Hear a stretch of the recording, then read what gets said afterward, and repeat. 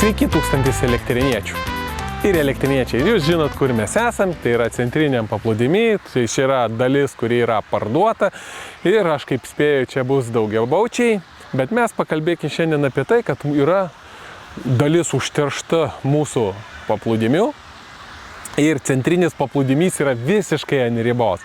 Tai reiškia, trūko nedaug, kad jame būtų pavojinga maudytis, bet įsivaizduokit patys, tai yra nedaug.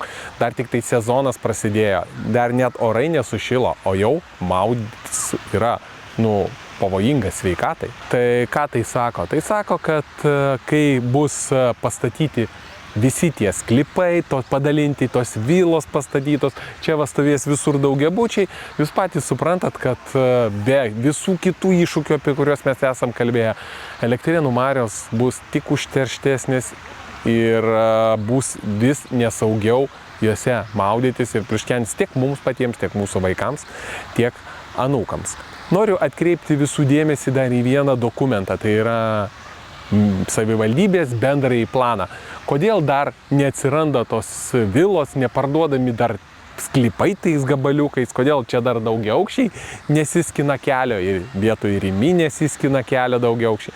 Todėl, kad laukiama yra, kada bus patvirtintas bendrasis planas savivaldybės. Tai reiškia, mūsų visi tarybos nariai, kurie užbalsuos už būtent tokį bendrąjį planą savivaldybės, jie ir įteisins, ką sugalvojo liberalai ir jie įgyvendins visas tas savo fantazijas, kurios mums yra nepriimtinos, mūsų savivaldybei, gyventojams, miestui yra nepriimtinos. Todėl aš agituosiu ir manau, mes dar paruošime peticiją tai, kad savivaldybės tarybos nariai nepatvirtintų bendrojo plano būtent toks, koks jis yra, su tom visom užstatymo zonom, su tom galimybėm įgyvendinti tai, kas mums yra nepriimtina. Tai reiškia pasisavint mūsų paplūdimius, pasisavint mūsų viešas teritorijas, pristatyti vilų, pristatyti poilsio namų, kurie jokios naudos visuomeniai neatneš, apart keliems asmenims atvykusiems turbūt greičiausiai net ne iš Elektrėnų savivaldybės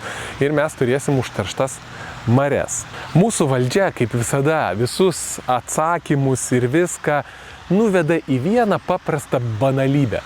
Tai reiškia, aš pozityvi. Mes tai sakom, tai yra tokia propaganda, kuris skleidžiama yra pačios valdžios ir skatinama ir valdžios mylėtojų. Tai reiškia, jeigu mes užduodam klausimą, kodėl buvo parduotas paplūdimys, duokit mums atsakymus. Kodėl neišsaugojot Mažyklės paplūdimio? Kaip atsitiko, kad pardavėt valstybinį mišką su pakrantėmis? Kaip atsitiko taip, kad jūs ten padidinot po pardavimų, ketinat padidinti užstatymą? 15% padaryti.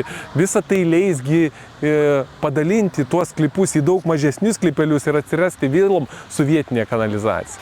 Tai va, tai ta propaganda aš pozityvi yra iš tikrųjų nieko verta. Ir ją reikia netikėti, ją reikia atsikratyti, nes jų visi atsakymai yra vieni. Jau 30 metų jie yra valdžioj ir 30 metų jie tą pačią propagandą. Jeigu kažkas bando iškelti klausimą ir parodyti kitą medalio pusę, negu valdžia nori parodyti, tada jau jie tai laiko blogų dalykų, šaršalą, nevienybę.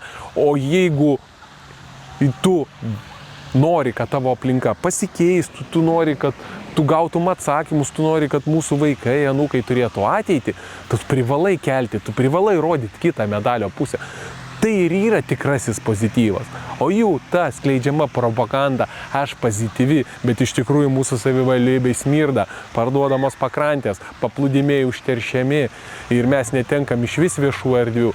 Tai yra gryna propaganda ir manipuliacija, kuriai mes privalome nepasiduoti ir mes toliau privalom atkakliai reikalauti atsakymų. O kodėlgi yra parduota būtent va šita vieta, kur aš va dabar stoviu. Mes nenorime, kad čia atsirastų namai.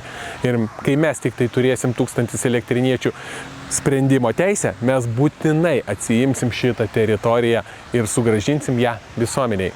1000 elektriniečių, ačiū Jums visi, kad esame, mes kartu ir esate su mumis. Iki.